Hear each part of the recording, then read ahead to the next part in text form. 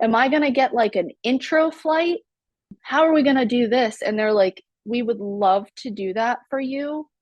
But listen, tomorrow we need you to go fly on could be or could be not maybe a Russian submarine. Team, welcome back to a another week of Mops and Mo's, a Christmas week, if you will. This will be, But it's not Christmas week yet. but when this comes out, we'll be getting close. No, this comes out in 2 days. Yeah, it's closer to Christmas than it is right now when we're recording. And team, I have to share something. So Christmas, well, it's not as cold here as it is there where you are in Colorado, but it gets cold here in North Carolina. And what do you do, Alex, when it gets cold? Wear jackets? Maybe build a fire, right? Sure. What do you need to build a fire? Logs? Right? Logs, wood. So me, the other day, Facebook Marketplace, this guy comes up on our like community Facebook page and he's selling truckloads, like pickup truckloads of wood for 120 bucks. I was like, oh, that's a pretty good deal. Hardwood, seasoned, chopped, like ready to roll. Sick. I hit him up with a message. Hey man, I've got my daughter's gymnastics tonight, but drop it off at the house. Bippity bop, boom, done. Get home from gymnastics, pile of wood in front of my garage. Awesome. I spend like, I don't know, 2 hours the next day taking it like, bundle by bundle back to the backyard, cover it in tarp. Had a cold night the other night, went to build a fire. What normally happens when you light wood? It catches on fire. My wood did not catch on fire. It Are just, you just like holding a match up to a log? Because no, that's not how I that know how to works. build a fire. The issue was this asshole did not sell me seasoned wood. He just sold me wood and it's sitting there hissing and creating Yeah. little embers. Yep. I Super was smoky and terrible. And So it turns out it's quote unquote seasoned because they must have cut the tree down and the tree's just been sitting there for like a year or two and then recently decided to split it, which is not how that works. Seasoning wood, by the way, for people who want to know. So I have a shit ton of wood now that will be sitting, I guess, in my backyard for 2 years to dry out to be able to catch on fire. I was so mad. Oh man. I'm sorry. I That's a don't know if there's struggle. I don't know if there's a lesson there for people. Get central heating. Don't build a fire. I don't want to turn this into like a topic we've been beefing about lately, but Drew's all about buying local from people he trusts, and he's finding out that Right. And rapidly so established trust might not be based on as much as you think it is. exactly. I have never even seen this dude because I wasn't there when he dropped it off. And so to actually get a fire going, I had to go to Harris Teeter and buy whatever wood they sell, which worked. So don't buy local wood. Did it hurt you to buy stuff at Harris Teeter instead of from locals? I was angry enough to where I don't think it bothered me in the moment, but I have Mm, made a commitment to reestablish my connection with the guys that run the local sawmill because I'm sure they have actual there you go. wood that will burn. Um, If you got to pivot here, I'm going to be anyway, blown away. well, I was gonna say, speaking of like hot takes or hot things, but our guest is a female, and that seems wildly inappropriate. That So, would be inappropriate, Drew. right. So, speaking of stuff that's broken, she would probably appreciate that humor. You I hope she tried. appreciated that You humor. tried. All right. Well, I guess I'm introducing the guest. Speaking of fire, wood, I don't know. uh, this week we have Lieutenant Michaela Long. She was commissioned in 2017 through the Navy ROTC program at the University of Pittsburgh, got her bachelor's in chemical engineering, completed Naval Flight School and earned her Wings of Gold in 2019, and started her operational career flying the P-8A Poseidon with Patrol Squadron 1. She conducted critical maritime patrol and reconnaissance missions around the globe. Currently, Lieutenant Long serves as an instructor pilot with Training Squadron 28. There is a chapter between getting her wings and where she is now. That's going to kind of be the rest of the episode. That's the chapter we explore. Um, Yep, but she now trains and mentors the next generation of naval aviators. Beyond her professional achievements, Lieutenant Wong is passionate about leadership development, community outreach, and fostering resilience in others. Through her platform, which you can find on Instagram at Maneuvering Mick, we'll put that in the show notes. She advocates for mental health, inclusion in aviation, and mentorship for aspiring pilots. She remains dedicated to her mission both in the skies and within her community, serving as a role model for those who are following in her footsteps. And before I lose track of this, because I don't want to forget it, it's an important shout out. I would have no idea about Michaela's page or platform or anything if I hadn't gotten a message from Carolyn, who sent me a fantastic video Michaela made, which I will link directly in the show notes, talking through some of the story we're about to dive into today. So thanks, Carolyn. How much do we want to reveal? I guess we'll not reveal much because the story's hers to tell, and she will tell it emotionally at times, which we really appreciated. But effectively, it's similar to an episode we recorded quite some time ago with Kagan, another naval aviator, sort of chronicling an injury. In her case, not necessarily sustained in the line of duty, so to speak, but still an injury that she had to battle back from, and some of the things that she faced as, at the time, a young aviator looking at a deployment, being pulled off of that deployment because of the injury, all the implications that that had for her personally, professionally, mentally. So, an incredible story. And I think the best part about Michaela that Alex and I talked about sort of after the fact was that she's just laced this whole thing with so much humor and wittiness and sarcasm. And I think the video that you're talking about is that the cartoon that she made of Yeah. herself? Yeah, exactly. So I won't spoil it here. I'm gonna drive folks to the website to check out the show notes and the link to the video because the way that she retells this is hilarious. And like I mentioned, despite clearly being comfortable, being vulnerable, and getting emotional about it, she still looks at this whole thing with an insanely positive light, which I thought was really cool. Yeah, if you're not sure whether an hour-long commitment to this conversation is for you, go watch the video and you'll know right away whether you want to hear more about Yeah. the story. Then come back and listen, and then give her a follow.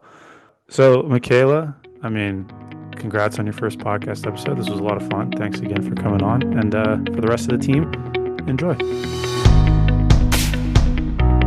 What I was asking though, so the audience, basically who we're talking to, you may pick this up from just following the platform, but my background is in human performance. Alex was prior service and now is kind of in Space Force human performance. But we started talking to each other years ago about this kind of stuff because the Army at the time, conventional Army, was starting to invest tons and tons of money in effectively like embedded civilian staff. So strength coaches, Mm-hmm. dietitian, all those kinds of folks. And you may have come across some of these. That program has now grown. I've been working inside of that now for 4 years ish. And then, like I said, Alex has kind of been doing the same thing. And basically, just by luck, not because he and I are good at talking to each other, but as that grew, this platform grew. And so the folks that are listening to this are effectively a lot of active duty types, a lot of reserve types, to Mm-hmm. include senior leader types, but then also a lot of like embedded civilian human performance types. So some of the questions that we ask, that's kind of the why behind it, your journey and all that kind of thing. But I think what's been interesting in our conversations with different folks that we've had on is the injury recovery piece. And we've had, I mean, even with some pilots that have gone through, not what you've gone through, but return to sort of flight status, going through the military rehabilitation process, what that's looked like. So that's sort of the 10,000 foot macro view of where we're coming Mm-hmm. from. Did I miss anything, Alex? I think you got it. I'm curious, before we go into Michaela's story, before we hit record, she was starting to tell us about the kind of training environment that she's working in right now and if there's Mm-hmm. any kind of attention paid to human performance. So I kind of want to hear about that first. Yeah. So as far as like physical training goes, definitely not. The planes that we fly can pull up to 7 Gs, which is 7 times like the force of your body on your body while you're having to perform at the max level, within the parameters that we have prescribed that are going to keep us safe.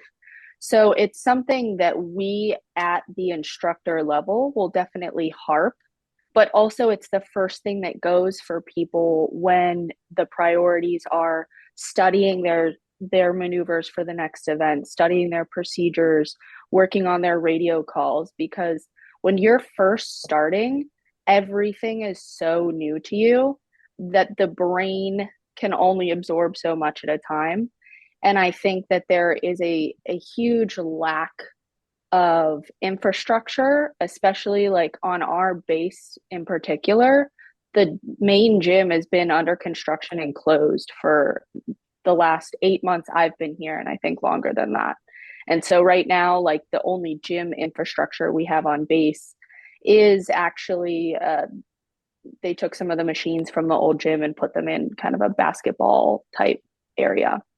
Now, what I have been really impressed with, there's one of my coworkers, Major Coble, has taken it upon himself to create a resiliency team. And every week they meet, and it's schedule dependent. You know, aviator schedules can be wildly varying. And so you never really know when you're going to be available, but it's available to anyone on base, students, instructors, senior staff, to come. And it's just a sit around a circle type environment, and allows people to share their experiences, the stressors that they've had. And, you know, with senior people there, you can sit and say, hey, I felt that same exact way when I was in your shoes. And like, these are some things that I've done that can make it better. But he has done that all entirely on his own, which I think is really, really cool. I think he's trying to develop a syllabus or kind of an infrastructure where he can have then other proctors do that at other times so that more people can have access to that. But other than that, that's kind of like, you asked me a broad question, but that's kind of what we're working with right now. So this was unplanned, but as you were talking about it, the idea of, relative newbies sitting around and talking about things that are, stressing them out, all that kind of stuff. Have you guys found, or has he found that people are pretty honest and open with that kind of thing? Or is it sort of the historical, everything's fine, nothing's wrong? I think people that are willing to go there because it's entirely voluntary are the people that are willing to admit that talking about it is not a weakness. I think if we forced everyone to go and do that, there would be a lot more like, oh, I don't need to be here. Like, this is weak, or, you know, the stereotypical kind of mindset towards that. And I unfortunately haven't been able to go. I haven't been there personally, but I was really impressed to know that that's something that he's been working on. Hmm. And for me, I'm a relatively new instructor, but when I got here, and we're kind of like jumping all over the place here, but when Oh, I we got do here, that. Welcome to the platform. I am the only female instructor in my squadron who's currently flying. We have one other, and she is pregnant. God bless. Like, congratulations. She was fantastic. The students loved her when she was flying, but right now I'm still the only female instructor flying in my squadron. Out There's a of how whole nother many instructors? squadron out of, I think we have 40. Oh, wow. Yeah.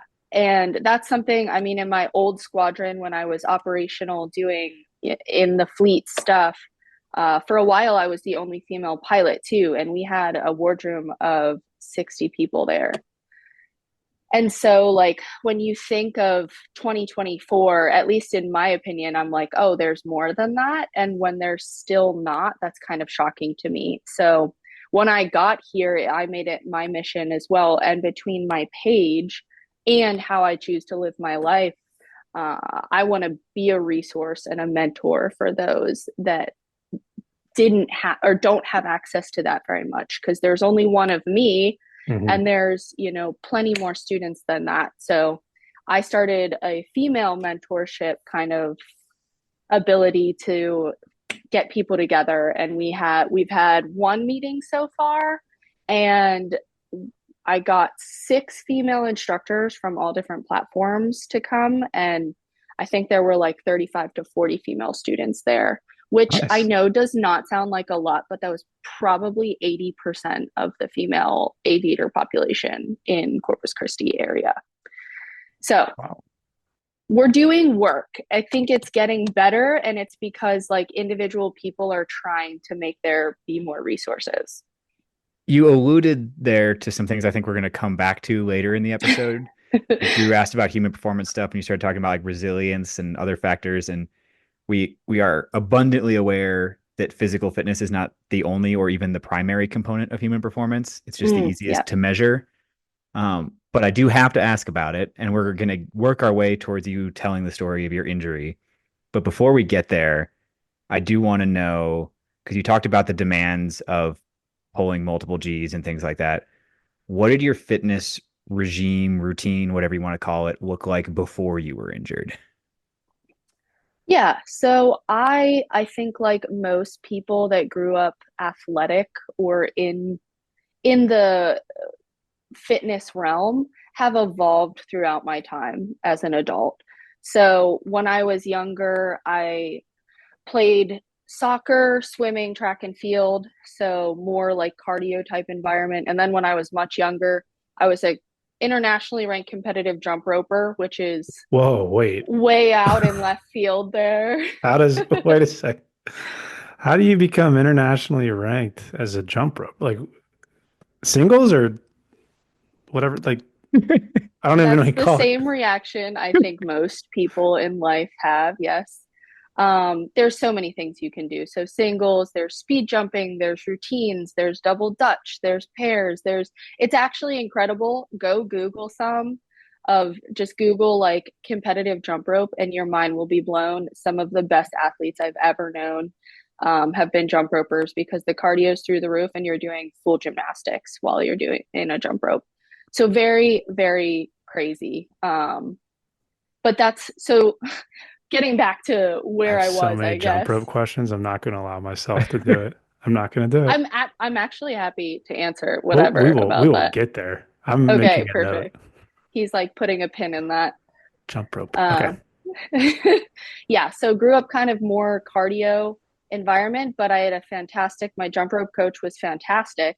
She worked for the American Heart Association, so always was a big proponent of strength training for your overall fitness and being able and understood how building muscle was going to help you in those that cardio regime as well. That and my mother was a physical therapist growing up. So I feel very lucky. I grew up in a very healthy, mobility focused, holistic kind of fitness mentality. Then in college, I did ROTC for the Navy. I went to the University of Pittsburgh, studied chemical engineering there, was very busy, but I got really big into weightlifting. So at the end of college was training with my closest guy friend, was heading off to EOD school. And so ended up more in like the bodybuilding regime where I was like, I'd go home for holidays and my family would call me trap queen because I just had these like massive traps and everything else looked kind of proportional. So that was an interesting period in my People life. people have called Alex the same thing. Yeah, yeah. Trap Queen. Yeah, he gets that a lot. Let's So see that's him, interesting. Alex. Well, so I did ask that for a reason that we're going to come back to because I know a little bit of your story. You've made some good content around it, but I'm assuming most of the audience doesn't know it. So I think we're kind of at the point where we got to hear what Got to happened. hear the story. Yeah. Yeah. Yes, great question. So I have been active my whole life. I was stationed in Whidbey Island, Washington at the time, which I think, as most people know, the PNW is one of the most stunning geographic locations in the country. They have amazing hiking, amazing just access to views that you cannot believe. And so hiking was a big de-stressor for me when I was there. And I was on a hike with a friend and my dog, and it was actually a very benign, pretty easy hike. We were going to go look at a waterfall. And when we got to the top of the waterfall, it was one of those kind of ledge environments. And I make content about this because it's funny and you have to be able to joke about it. Your little But meme I thing of you like tumbling was that was pretty good. Thank you. Thank you. I was like, this is either going to get me like kicked off the internet because it's so terrible on graphics, or people are going to think it's funny. And I want people that think it's funny to be on my page anyway. But Yeah, so I was kind of looking for a safe way to get down, and I joked that I did not find the safest way down, but I certainly found the quickest way down. And so the ledge kind of gave out. I had a branch that I was holding on to, and that broke too. And it was one of those like road runner moments where your feet are kind of like running in midair. And I'm like, wow, this is how I die. And I fell, and luckily there were two ledges that I hit, so it was about 40 feet total, but I broke the momentum kind of on one ledge. I hit my side, and my back kind of got the brunt of it. And then I hit again, and I hit my head, and I was knocked unconscious, and then ended up in the bottom of the waterfall. So luckily, it was super cold, woke me up, and kind of like my past competitive swimmer instincts kicked in, and got myself to the side and pulled myself out onto the side, and just did kind of one of those where you're like sitting there kind of laying like, am I okay? I'm not sure if I'm okay, because you can't really, the adrenaline's pumping. It was cold. Um, and my friend, I could kind of like, it was ringing for a bit, and then I could kind of start making out him, calling, trying to get to me. And my dog thought it was great. We were going to go swimming. So he got to me first. And then my friend got there, and I stood up, which was a good sign, and did kind of like the I can't feel anything, so I'm gonna pat every portion of my body and kind of see what's damaged right now. And it was, I couldn't breathe, so my first thought was along the lines of, I've probably broken some ribs. I might have a punctured lung. I'm not really sure. And then my friend got to me, and he was not very calm, cool, and collected.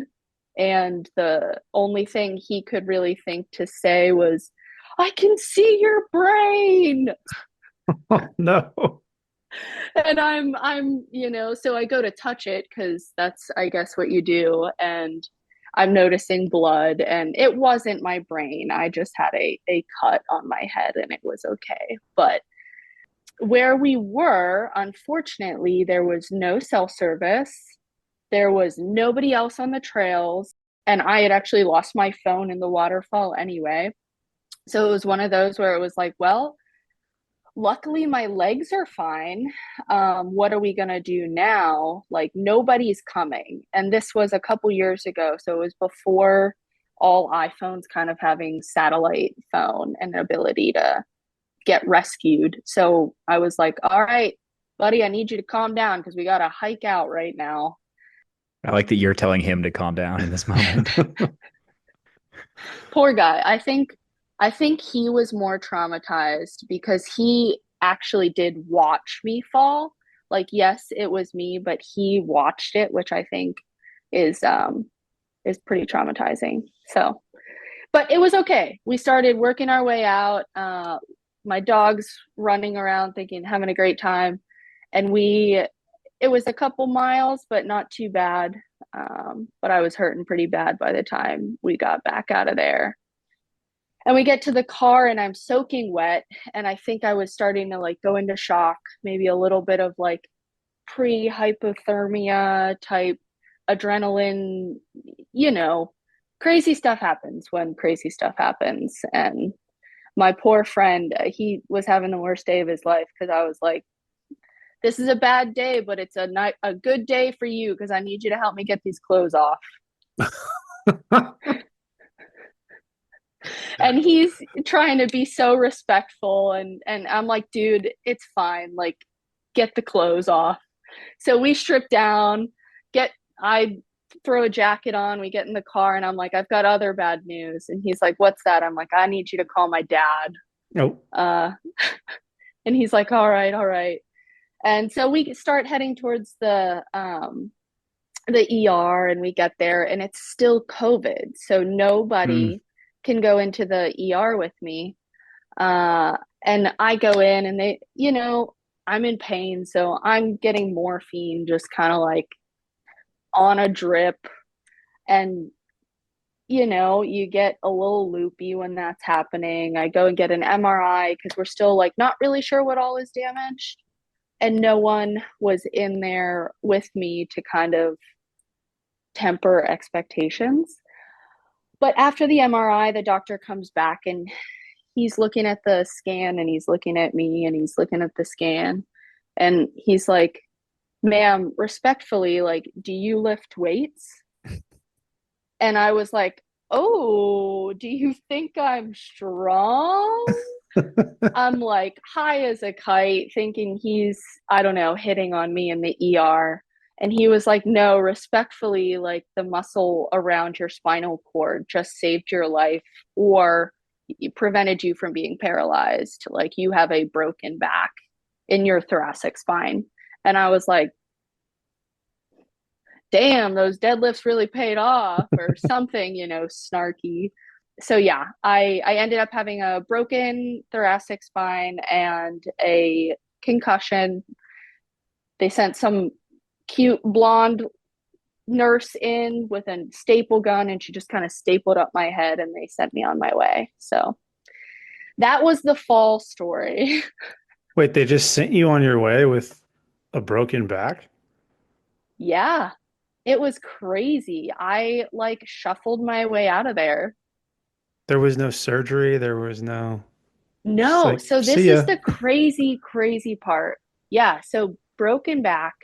Um, I was like, well, what does that mean? And they're like, well, you're gonna have to go see a neurosurgeon for more information. I was like, do I need a wheelchair? Like what is going on right Here's a now? And flyer. bear in mind, I'm high as a kite. Like I am to the brim full of morphine because I had just had this thing happen and nobody could have was in there with me. So they were like, "No, you're fine. You'll just see the doctor later." And I said, "Okay."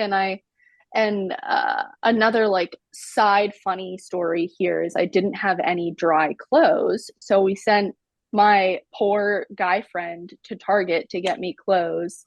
And when the nurse is bringing them in the little Target bag, she looks in and she goes, "Honey, he must not like you very much." And I open up the bag and it is a pair of bright yellow MTV sweatpants and a t-shirt with animated corgis all over it.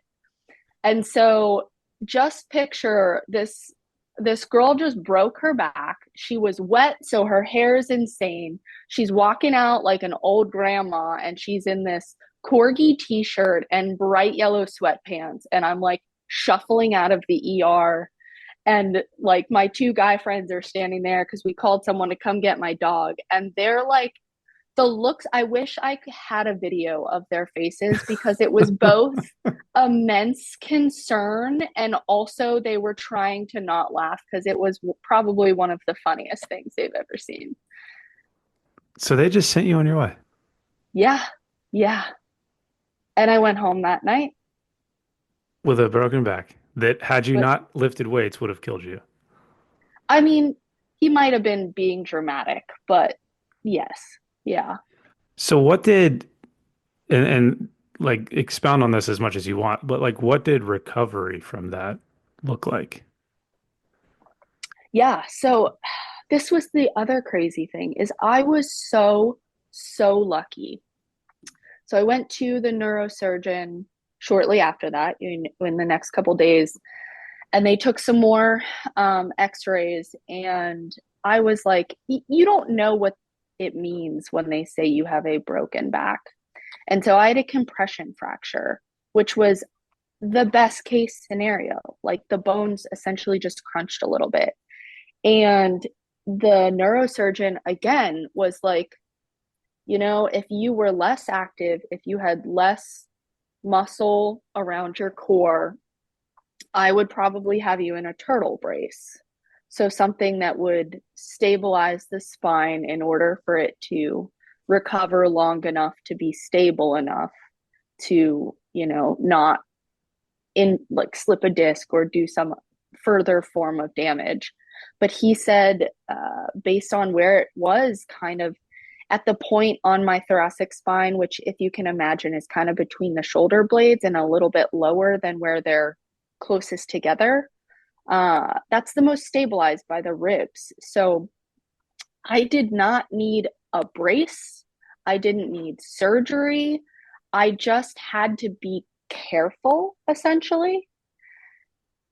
So the recovery for my back was don't sit too long, don't stand too long, and don't move it too much. And I was like, so what do you want me to do? Like, This was do a you want me to? neurosurgeon. Yes, yeah, I love that. Like the peak of medicine. It's like just don't, you know, do stuff. yeah, yeah. And he was like, if you know you're not going to follow these instructions, I'll put you in a turtle brace. Um, but the downside to that is then you do lose that core strength because it's supporting you. So I was like still kind of in denial because I was supposed to deploy 3 weeks later. Like I had done all of my workups to go with my squadron on a deployment in 3 weeks. And I'm still like, oh, this is great. I don't need a brace. I'm going to deploy. And which it was delusional. Like you can't deploy. And that I think was the devastating moment where, sorry, this part's like emotional. Take your time.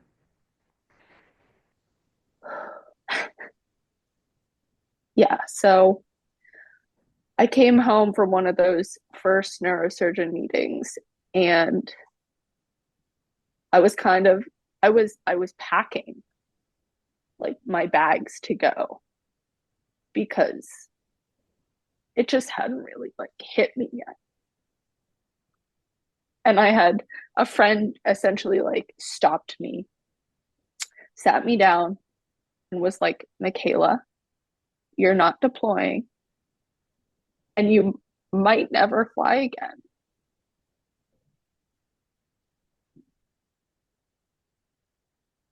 And that is like where I broke down. Had it had it crossed your mind, I guess, at any point up to that, that this whole injury process would somehow affect basically your livelihood? Or was it once you heard it from someone else? It's crazy, but I don't think it had. I think I have always been in the mindset of like, well, let's make it better. Let's fix the problem. Let's keep moving. Like whatever the hurdle is, we'll hurdle it. Like we'll do it and we'll be better on the other side for it. And so I think it took someone close to me really being starkly honest about it.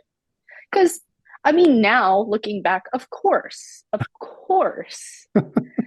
it was gonna affect the long-term livelihood of like being able to fly. Like the standards to be a pilot in the military and to be a pilot anywhere are like you have to be physically capable. And yeah, so I think after that, it was one of those where everything I had worked so hard for years, it was so unknown what was going to happen because they say like after you earn your wings, the military's less like they're trying to hold on to you. They put a lot of work and effort into you. But I have never heard of someone breaking their back and having a brain injury and recovering and getting waivers and going back to flying. Um, so I think, after someone said it to me and then realizing, wow, everyone I know and am close with here in Washington is deploying in the next 2 weeks. So not only was my whole path forward completely derailed, but everyone I knew and that knew me was also going to be gone. And the part I haven't really touched on much is like yes, the physical recovery for the back was going to be difficult, but I think if I'm being truly honest, I would rather break my back again than have a brain injury like I did. What makes you say that? Brains are Injuries are going to be different for everyone, but for me to not have the ability to think the way, think, process emotions, be to not have access to that in the way that you're used to was so devastating. Like to not feel like yourself. That was so, so difficult. And I think what more longer term added to that was that not only was I different, but everyone that had known me and who I was gone. So no one else knew that I was different. So you were kind of just different in isolation, basically. Yeah. And so my command really did me a favor and they essentially loaned me to a different command at the time so that I could recover and also still be doing my groundwork essentially. So two parts of your job, flying is one of them, groundwork is the other, and learning the tactics that you need to be good at the flying job. So they attached me to a different command, which was fantastic. But I was then also meeting a whole new workplace of people while I was trying to return to who I was, dealing with a brain injury and, dealing with a broken back. So you talked about what your immediate command did by loaning you out, finding you a place to work as you got things settled and figured it out. But for the rehab process specifically, how well did the Navy support that? Were the resources there? What did it look like? Were you taken care of? Like how did that I don't know. What did that look like? I have both really positive and some negative things to say. Let's explore. Yeah. So the Navy for aviators has a flight doctor program. So flight surgeons are what they're called, and they take care of all of the primary care of people on flight status. The flight surgeon that was working with me during this process was deployed. And so he was not there. So somebody local was then kind of picking up the slack. But they did a fantastic job of talking to each other. They did a fantastic job of figuring out what the process would have to be for me to return to flight status. And I attribute me returning at the speed that I did to the two of them, I think really knowing the process well and doing everything that they could to get me back to flight status. But I think the actual me recovering part of it, there were not very good resources. So this is always the most surprising thing to people. They never sent me to physical therapy. What? Yeah, Wait, they being like your command? none of my doctors ever sent me to physical therapy. I tore an ACL and it was guaranteed I was going to physical therapy. You broke your back. Like what? Yeah. They sent me to a neurosurgeon for like my monthly checkups, and he would do x-rays and like tell me how things were going. But not once was I sent to a physical therapist. Did you ask? I didn't know, I think, what was okay with the kind of break that I had. Yeah. What, out of curiosity, what rank were you at the time? I was an O3, which is a Okay. lieutenant in the Navy. Yeah. Wait, wait, wait, I wait. think Hold on. Your mom is a physical therapist. yes. So I did it myself. I'm assuming she knew you broke your back. Oh yeah. did she never, hey, you should ask the doctors to send you physical therapy? If I'm your mom, I'm furious at this point. Looking back at it, I think what ultimately happened was that the flight doctors were deferring to the neurosurgeon to recommend what was best for my health. And I think that his duties were primarily to determine if my back was still broken and how broken it was. And I think that there was just two people that were trying to do their jobs well, but were trying to stay in their lanes, and neither Mhm. of them thought it was their lane to send me to physical therapy. There's also like a question of, and this is something the military deals with all the time because we don't do it super well, but there's a difference between, okay, you no longer have a broken back and you have returned to full performance. And there's a space in there where either physical therapy or strength and conditioning or something has to fill that gap and help you understand what you need to train, what you can and can't do initially, and when you can start to add things back in. It's return to function versus return to Yeah. Did you performance. get some kind of support with that, or was it mostly going back to your mom and relying on her? No, I had no support with that. And I think if I didn't have such a background in mobility and understanding the importance of building back core strength before I'm trying to do other forms of physical activity, that could have been really, really dangerous. And that was definitely the part of it that is my biggest gripe, is my biggest complaint with how that process went.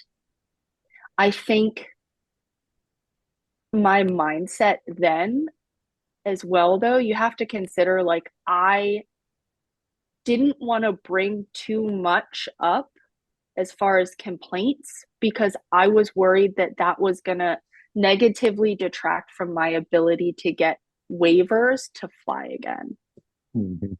So that's a question I don't want to miss. Was it when you went to the flight surgeon, the flight doctor, was it a foregone conclusion that you would get back in the cockpit, or were there conversations about like disability, medical retirement, this might be the end of flying, that kind of stuff? Like, was there a point where you had to make the decision that you were going to fight to get back in the cockpit, or was that a assumed from the beginning?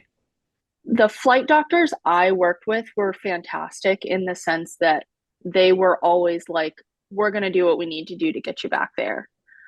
But it all goes to the higher medical board. So NAMI is the board for the Navy, Naval Aviation Medical something for I, but it all goes to them. So my guys, my flight surgeons were like, we'll do all the paperwork, we'll do what we need to do to get you back to flight status. Not once was anyone like, hey, let's start thinking other options. Let's get you lined up for something else, which maybe if it hadn't gone my way, maybe would have been another shock to my system. But like I said, I was just so brute force forward, like lean forward, get it done. How are we going to get this done? That it was like we're putting all the paperwork together. And so, moral of the story here, I fell in September. By December, the neurosurgeon was cleared me, said, like, your back is not broken enough anymore for me to determine that you're unstable. Like, you have no instability necessarily. Um, and the brain stuff too was, you have to be so careful with memory and cognition and all of that. So they sent me to Madigan, I think, Mm-hmm. Yep. Mhm. up there, and I have my other sister to thank for part of this, but um, I'll get to that in a second. But I did some brain testing and passed that, and my back, like that stuff passed. And within, so that was January, I got all of my paperwork kind of ducks in a row. And then February, my command actually brought me out on deployment. And they said, hey, you can serve a purpose for us even if you're not on flying orders yet. And also, I think looking back at it, that was a little bit of trying to force their hand a little bit to be like, hey, we want her, get this paperwork. They were down pilots and really needed more of us to get the mission done. What were you flying at this point, real quick? Yeah, I was flying the P-8, it's a Boeing 737, which its primary mission is anti-submarine warfare and intel. So we were at the time in Sixth Fleet, which is the Europe area, and it happened to be when Russia started invading Ukraine. Started doing Russia shit. Yeah. Classic. So are we allowed to swear here? Absolutely. It was when shit was hitting the fan and they That's needed not as many of swearing. us. Yeah, I know, I like but that. I like that Drew swore first, and then you asked permission to swear. I appreciate that. I don't even like hear it anymore, you know? It's fair. Well, if I send this to my mom and my dad later, I don't want them to know how bad Hey, of Mom, I want your mom to hear us say that we apologize on it. behalf of the military medical system for not referring you to physical therapy with a Yeah, broken back. yes, I would like to caveat, It's she gotten was better, Mom. outraged. Yeah. Yes, but she's fantastic and she laid the groundwork for me to do what I do now. Um, Quick but yeah, question so on the military medical system stuff. When you say you went to Madigan and did brain stuff, were you at the Intrepid Spirit Center for that stuff? I don't think it was a special, Was it across the street from the main hospital? it was in the main hospital. Okay, maybe not. That's something different then.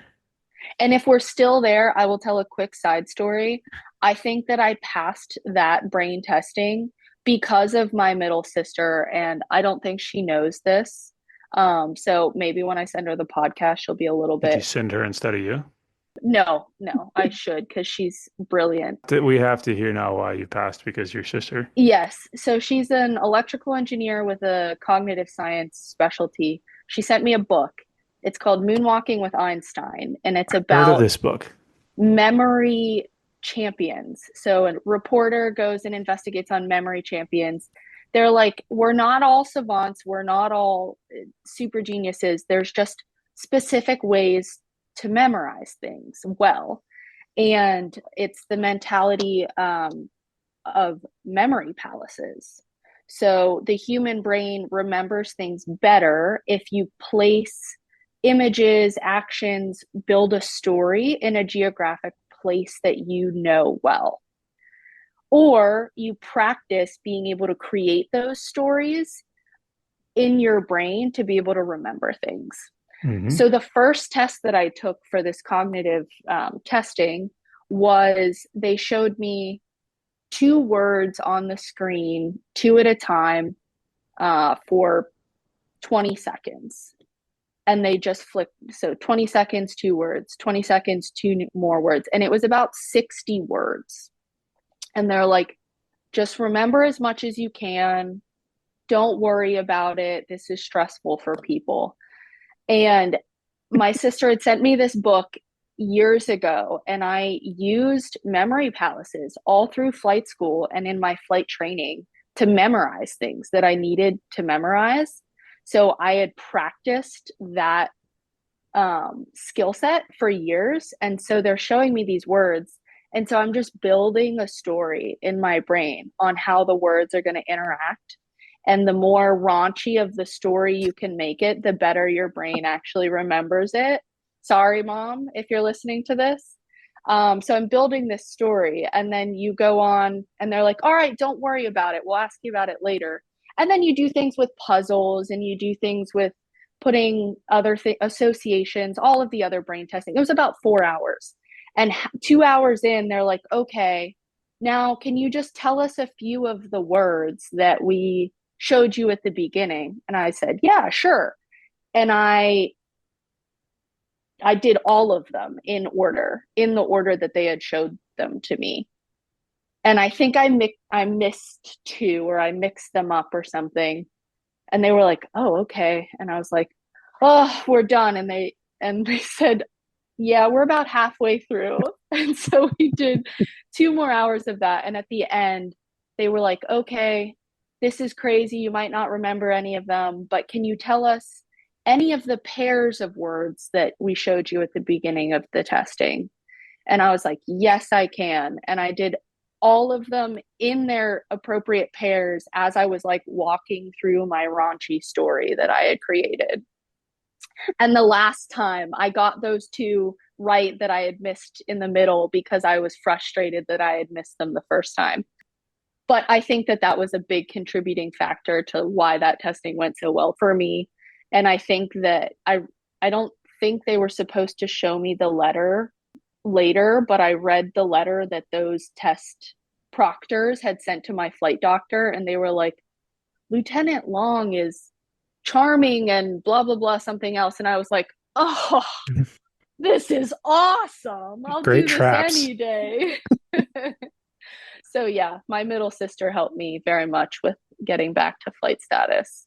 Did you, I mean, with the TBI piece of it, like you mentioned, I don't want to go so far as to say like a personality change, so to speak, but like you've now successfully passed these cognitive tests, but in your kind of day to day, and even so far as like into that deployment you mentioned, were there things that happened that you realized were like, holy shit, this is like a change in sort of my normal? Yes. Yeah. There's a lot there. I think I definitely was experiencing depression after that as well, which will change the way that you think about things.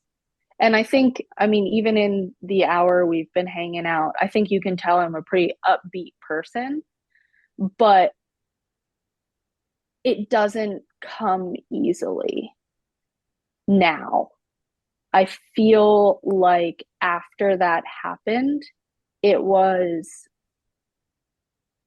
I had a higher propensity for it, if that makes sense. Hmm. Um, it made it harder for my brain to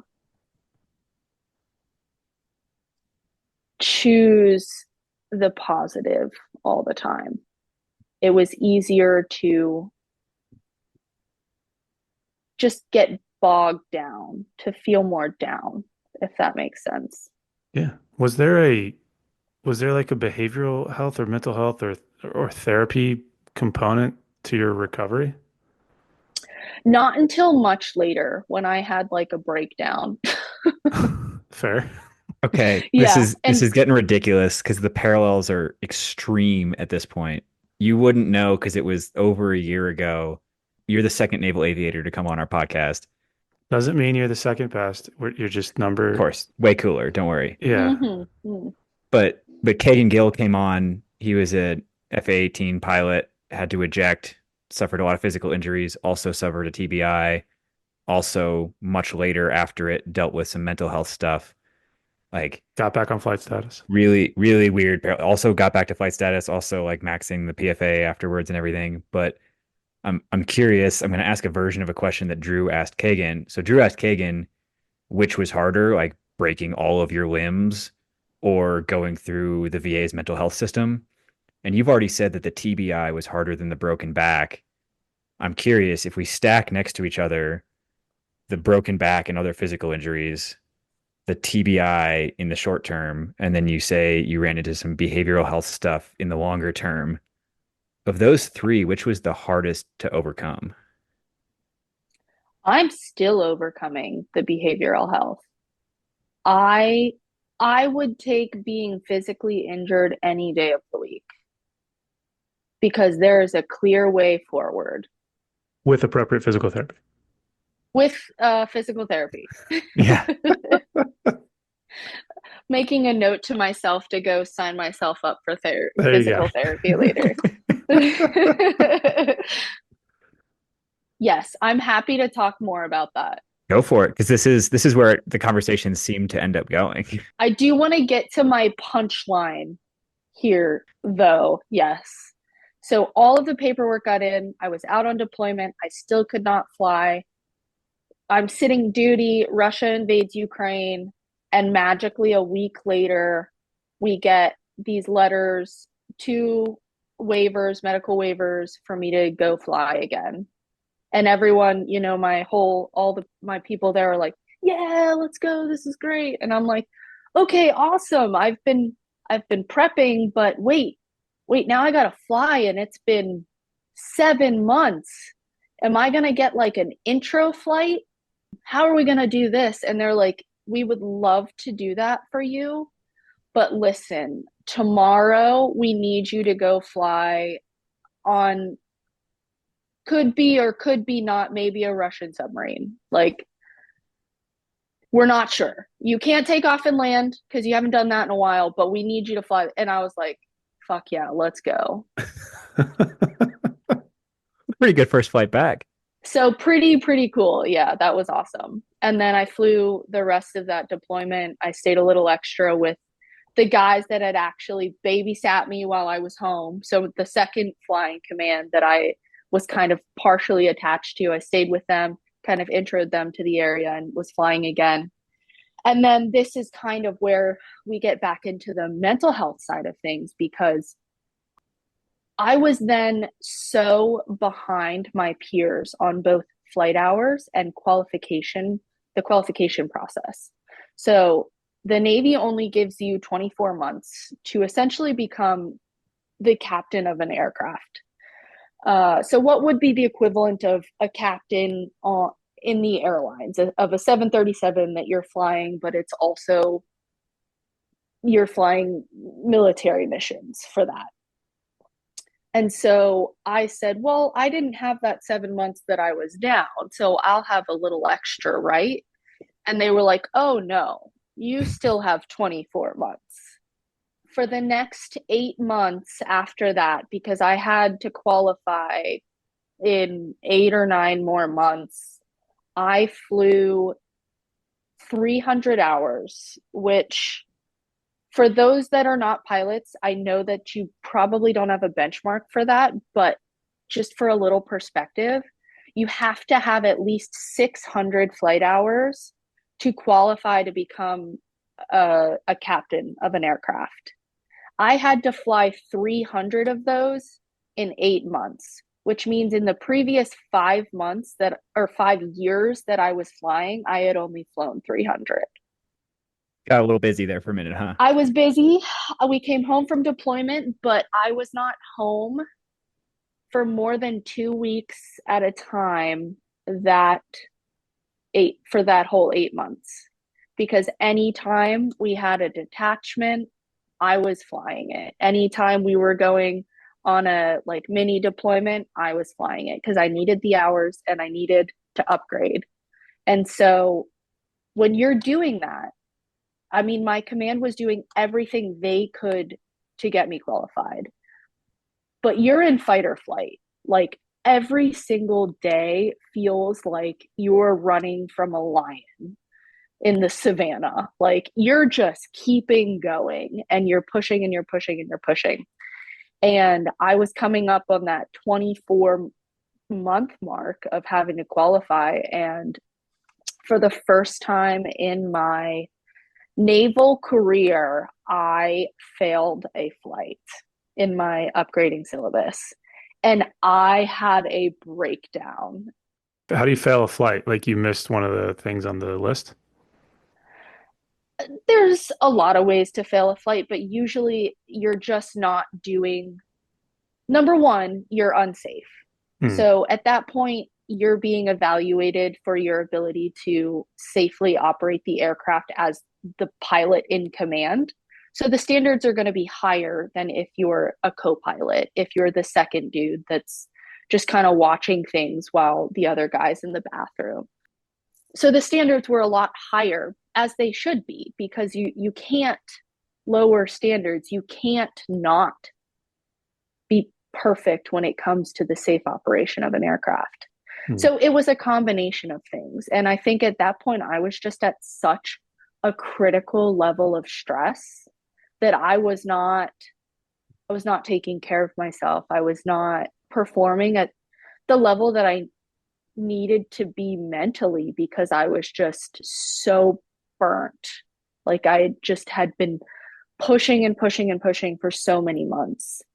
And so that failure was not, it had like people fail in that syllabus all the time because you need extra flights to be good enough to be in that position.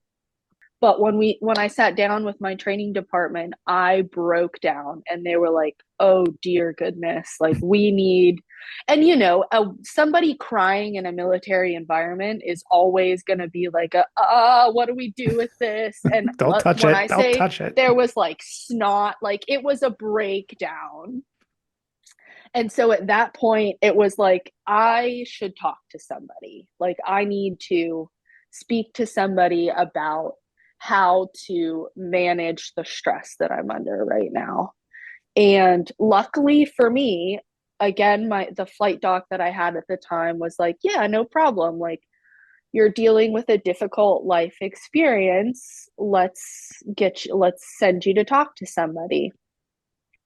And so I got set up with a remote therapy app, and it took 3 months to see somebody. Mm. And then that was a week before I deployed again. So then I went on deployment and I wasn't seeing anybody. So it's been an ongoing thing and something I'm working on more now.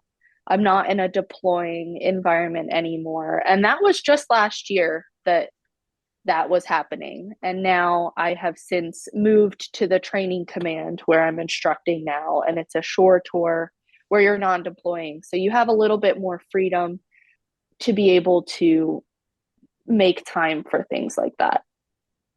So I'm curious, you kind of danced around this a little bit, but between the deployment and coming home and the really busy flying schedule and just the nature of being an aviator with weird hours and being in weird locations all the time, partly as part of the comeback from your injury, but just in general, what are the wellness routines you've established to take care of yourself in an environment like that?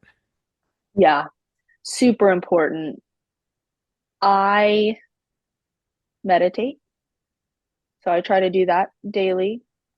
I am a big fan of yoga, especially if I have access to a studio, a group environment where I can do that because there's something so centering about being in an environment with other people that are there just to take up space and to move their bodies in a way that feels good. I am still a weightlifter and I do that less frequently now than I did in the past. And coming back to that was really, really difficult. After breaking your back, you're a little bit more cautious on throwing a couple plates on a bar and squatting or deadlifting. So I now do that in the scope of trying to maintain muscle long term and maintain mobility long term. And so those are kind of the things that I prioritize: yoga, meditation, walking my dog, and then just sharing with people that you're close to. I think allowing people the opportunity to help you is something that I think a lot of us type A people have always struggled with, me especially. And I think allowing people to really truly see you, know you, and be there for you is a skill that can be practiced and that is important. So I think we're going to chase that connection thing in a second, but before we do, I heard physical, spiritual, mental, social there. I'm curious, the two that come to mind immediately other than those are kind of sleep and nutrition. And I'm Mm, wondering if there's anything around those two that you've played with or adjusted or done that you found helpful.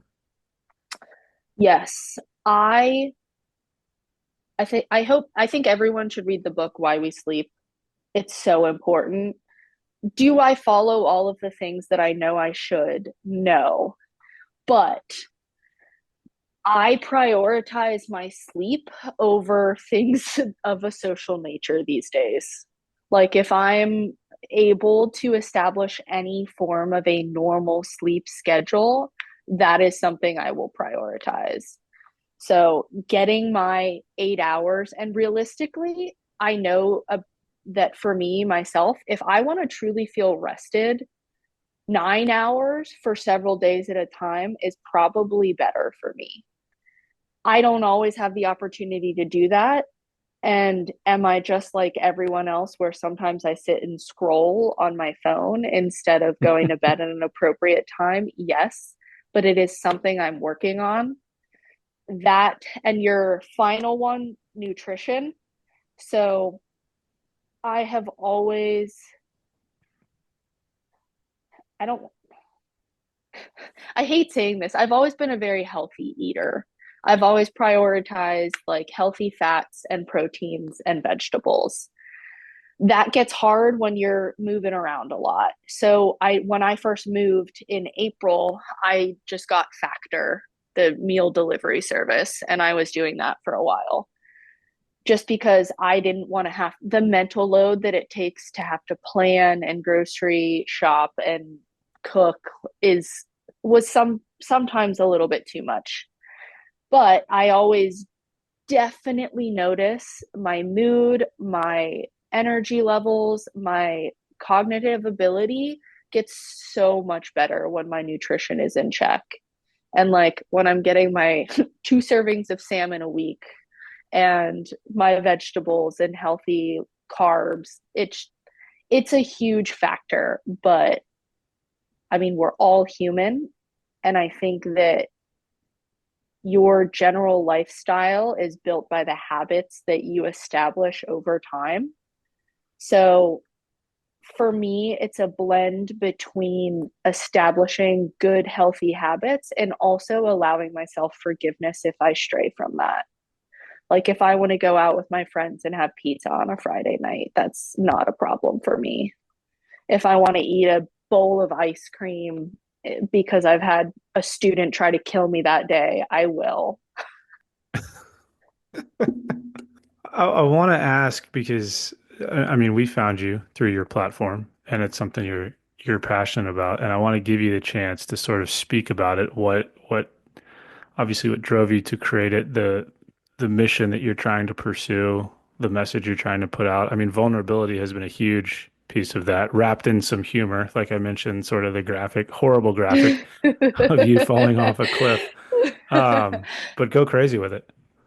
Yeah, yeah. So I actually just started my page in July, and the mission for my page is to vulnerably show what a lifestyle might look like, to create a community and to be a resource for people who are interested in any of the things that I have in my life. So whether that be military, whether that be aviation, whether that be like general health and wellness, wholehearted living, those are things that I think we don't see positive influences in media of people that are showing forms of success, like being in successful, high achieving environments and also prioritizing those other things, which are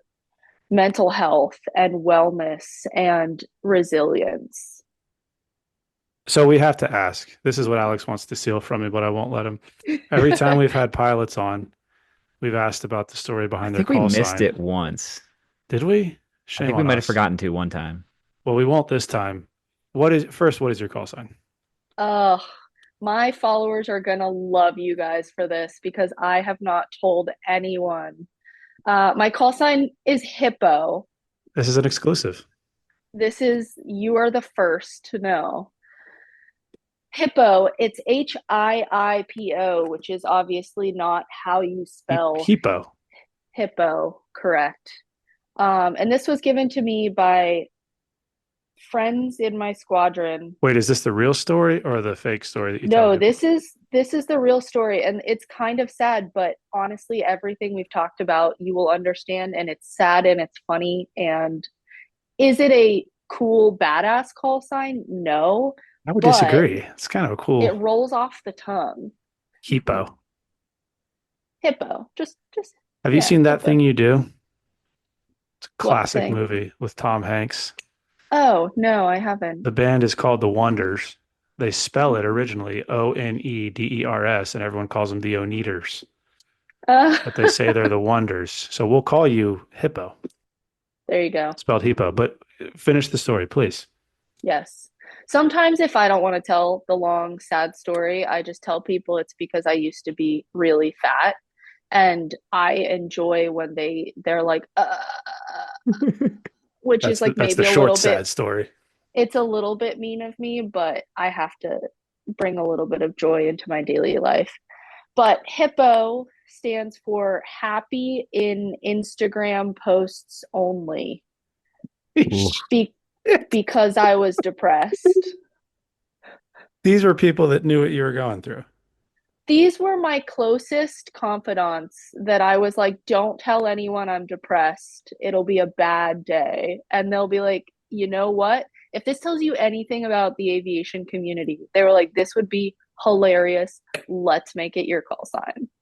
Wow. That does track though, because I've That's pretty impressive, actually. in a journey through the social media space a little bit, you start to realize that the story that gets told on the public platform is not always the life that's getting lived behind the scenes.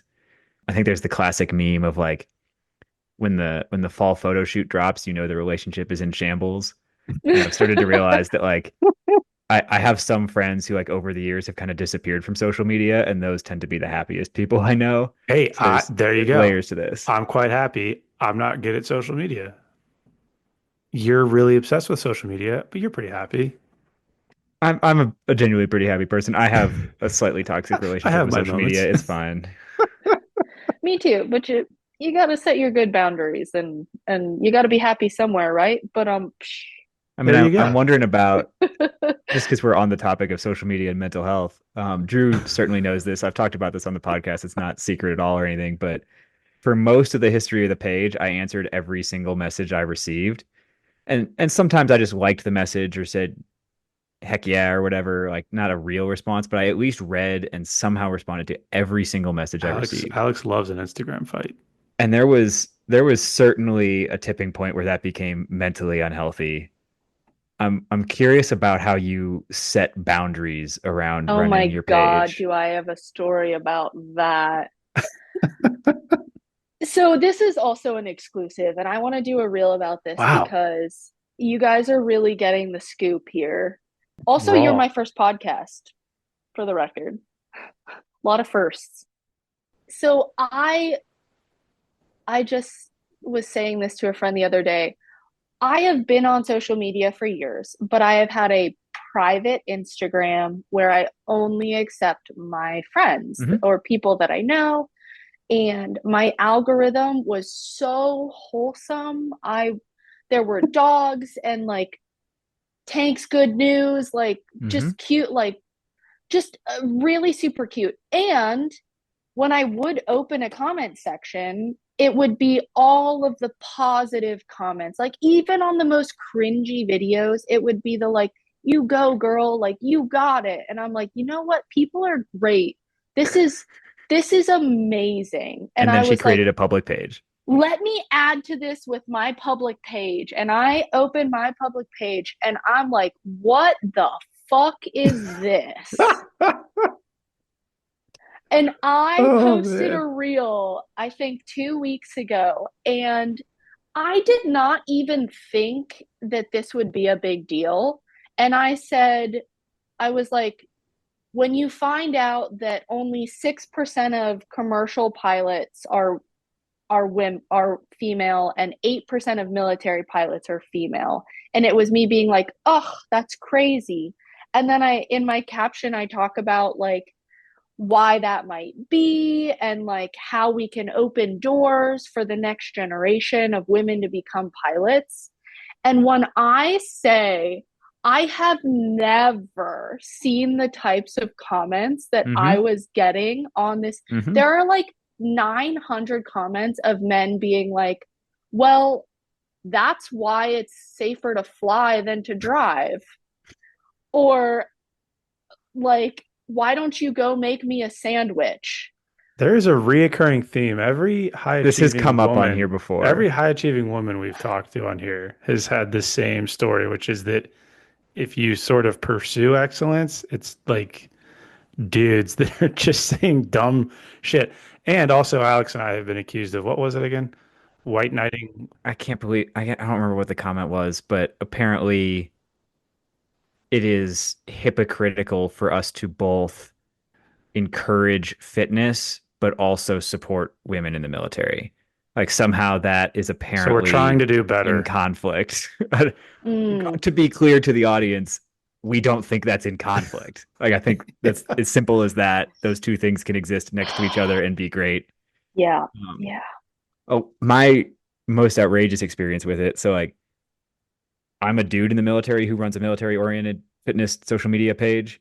And I get comments like telling me I'm wrong on stuff or whatever, disagreeing with me and all that. But I don't get anything like what I see women in the space get. And like a few months ago, we had Sydney Jacks on the podcast who talks a lot about specifically women in the military. And she's done Mm-hmm. some pretty intense stuff as like a woman in Ranger Regiment and all that. And I made the podcast announcement post like a collaborative post with her page. If my comments and interactions and messages were consistently the way hers clearly are, because I saw it when I shared the post with her, I don't think I'd be on social media. Like it was just it's Yeah, so outrageous. it's tough. And I am still trying to figure out how to build boundaries for that.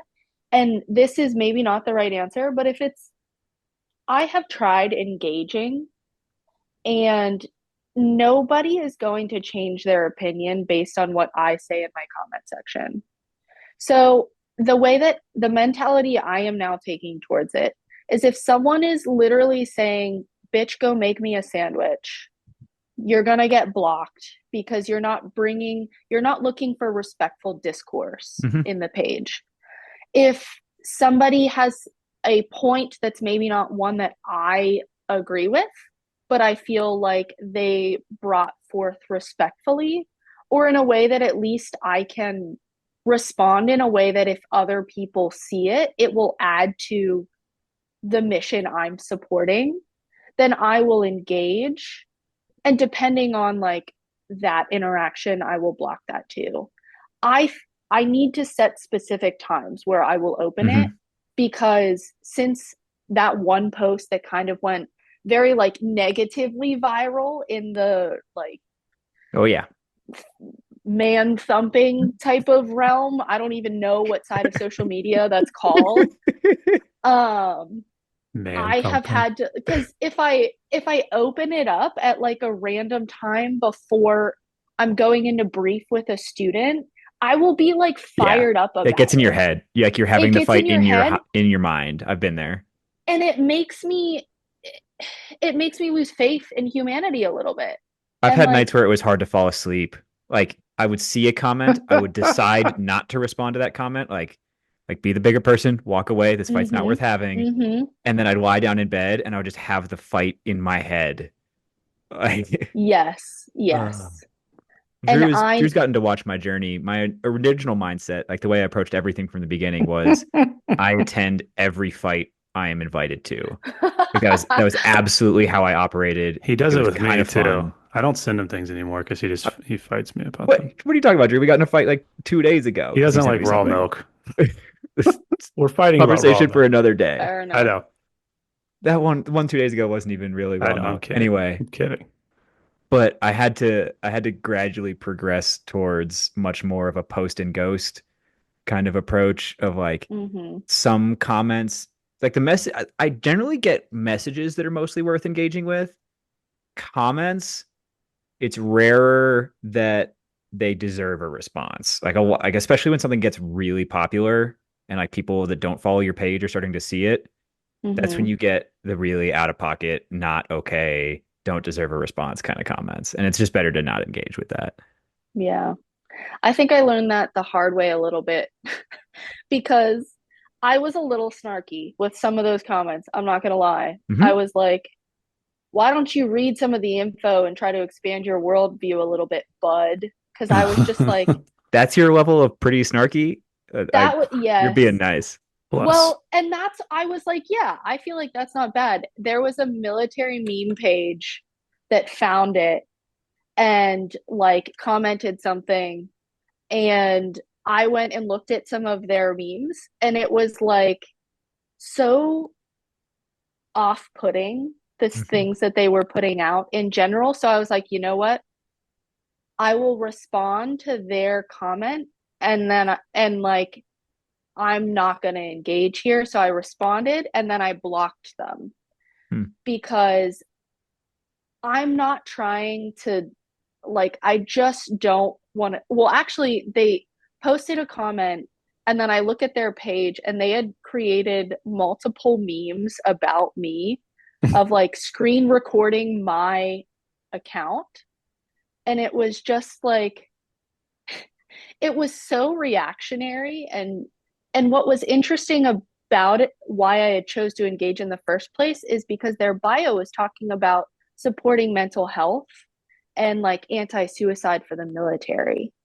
So that's why I originally was like responding to the comment, which was the comment to begin with was just kind of like rude, but I was like, you know what, in the military, people are very direct. I was like, this isn't probably very much about me. I'm very good at being like, whatever, people have their own shit going on. But I'd go to his page and there's these like malicious memes about me. And I was like, well, this person doesn't want to have respectful discourse. So I blocked them and they go on a rampage of like on their page talking and tagging me. And so then all of their like disgruntled followers made their way over to like commenting on my page. what's the account? Can we call him out? I mean, I If I don't, recall, she specifically didn't name the account I to, didn't because I yeah. was I gonna didn't like, send Light I'm, Tuck Nation over there to just ruin their Instagram. no, that's the thing is like, I'm not trying, that's all against my motto. Like, I'm here for positivity and like, it's disappointing if you're also claiming to be like positive mental health that like you're trying to expand your reach by shitting on fellow military members. Hmm. What is your? We have to ask so people can hear it. What is your account? It's called Maneuvering Mick, MIC. So maneuvering is a difficult one for anyone to spell. Just Google it. Unless you're French. It's EU. I always it's everyone always gets EAU. Anyway, doesn't matter. If you're Maneuvering in the Mick. military, you should be able to spell maneuver. So Yeah. And bivouac. What? Bivouac. It's a campsite. Bivouac. Bivouc. Bivouac. AC. You know what I'm talking about. Oh, and Mick is MIC. MIC. We'll have it in the show notes too for yep, folks. Perfect. Okay, call sign question. Had to ask it. Other question I have to ask pilots. it's a mandatory closer for pilot episodes. Mm, Top three favorite aircraft, not including the one that you fly most regularly. And this can be any. I think we've expanded this. Any country, any time period. okay, I'm gonna get canceled for this. Every pilot that we've asked says that, except for the one star who's like says whatever he wants. I I'm not an aviation buff. Like, I don't know very many aircraft I love that answer other actually. than the ones that I've flown. And like to be honest with you, like I didn't mean to be a pilot. Like this was kind of an accident too. I was gonna say you fell into it, but that seems wildly inappropriate. But No, Hey. that's hilarious. I did kind of, yeah. So you're asking for three, like, Well, we can do one. I've never encountered somebody who's like, I don't even really like flying all that Drew, much. there's no way I could name my top 3 favorite aircraft. I have no idea. it's This because is a I Drew enjoy question. This is not a me flying. I question. enjoy flying. I think the F-35 is so badass. You would be like hard pressed to not put it on a top three list. I That's fair. think, again, hot take, the automation is so good. I don't think they're they're the easiest probably jet to fly in this day and age. And like I said, I don't know. I am not a jet pilot, but I think From what I've that heard. what they can do is really, really cool. And just working with some of those guys in station, like in the Middle East, was pretty incredible. So they're going to be my number one, and I'm going to give you just one because That's that's fair. cool. Also, the next one will just be some civilian aerobatic airplane that I can fly with my grandfather because he is 90 or he's 87, and his like final bucket list item is to do aerobatics in an airplane. And I am making it my mission in the next year to find someone who will rent me one, and I want to take him up. That's badass. That's actually an awesome answer. Well, thanks for coming on. I mean, for this being your first podcast, you crushed it. Oh, thank you. This has been awesome. Thank you, one, for being vulnerable, but then two, for sharing your story. And like I said, we'll put all the information in the show notes so people can come find you, hopefully provide good discourse in your comment section. But yeah, thanks for coming and hanging out with us. Absolutely. Thank you guys for having me. I really appreciate it. For sure. Team, welcome to the end of the episode, the closing comments, closing thoughts for Alex and myself. I'll tell you what, Michaela's story was fascinating. Kagan's episode has always been one of my favorites because of the whole pilot sustains injury, battles against the system, basically comes back, flight status, crushes it. Similar story here from Michaela, except that I think the vulnerability piece was super appreciated. She seemed to have more support on the air on the Navy side of things, but I mean, she said it herself, plenty of challenges. I mean, I think part of that is just kind of the evolution of the way the military treats people. So I think it's good that we're at least trending in the right direction. I think I've had a few conversations with Navy folks in the last couple months, not podcast conversations, but like work conversations with Navy folks.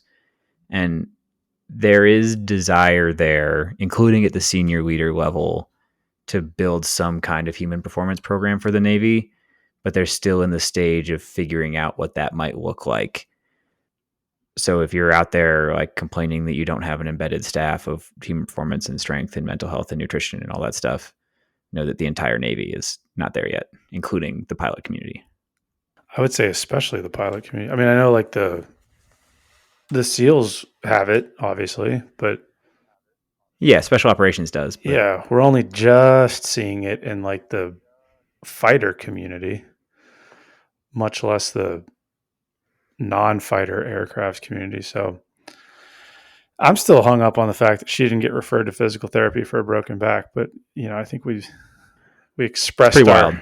yeah, that was insane to me. But I know we will probably get grief for again addressing like the female influencer piece of this whole conversation. But quite frankly, I don't give a shit if that bothers you. Fuck off. I say kudos to her. I mean, if you go to her platform, you'll see she's super open about her journey, the things that she's been through. A couple of exclusives dropped here, the call sign piece, some other stuff. Definitely getting into some of the behavioral health or the mental health side of things. But I just, again, I'm super impressed by folks that are able to take what could seemingly be a really traumatic and game changing situation and like capitalize on it is probably the wrong word, but hopefully that makes sense what I'm trying to say. Well, the concept that's come into my mind is post-traumatic growth. There you go. This is not something I think I've talked about on the podcast yet. I'm not even sure if I've talked about it on social media platform, but I don't love the term resilience. Like the military is hooked on the term resilience, and some people use it in good ways and things like that. But my overall problem with it is there's an implied idea within resilience that you can only bounce back to where you were. It's either you get back to where you were or slightly worse, right?